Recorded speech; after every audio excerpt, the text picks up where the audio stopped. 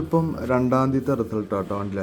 രണ്ടാം തീയതിത്തെ റിസൾട്ടാണ്. ഇതിലിപ്പം 7309 വന്നിട്ടുണ്ട്. അതുകൊണ്ടാണ് നമ്മൾ ഈ ബ്ലോക്ക് എടുത്തത് കേട്ടോ. 7309 ഇത് തിരിച്ചിട്ടുള്ള ടിക്കറ്റാണ് നമ്മൾ എടുത്തിട്ടുള്ളത്.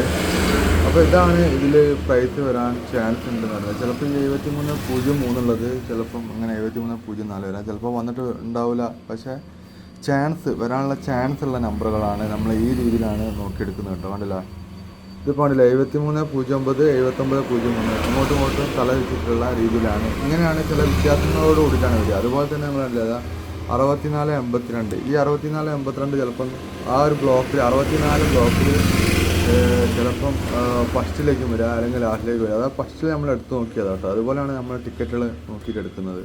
അപ്പോൾ നല്ല ചാൻസ് ഉള്ള നമ്പറൊക്കെ അങ്ങനെ വീഴുന്ന നമ്മളിങ്ങനെ നമ്പർ നോക്കിയിട്ടാണ് സ്ഥിരമായിട്ട് നമ്മൾ ഈ നമ്പർ നോക്കും. പിന്നെ കൂടാതെ ഈ 100 വീണ നമ്പർ നോക്കും കേട്ടോ. ഇതിലിവിടെ 66 കണ്ടില്ലേ, 6600 വന്നിട്ടുണ്ട്.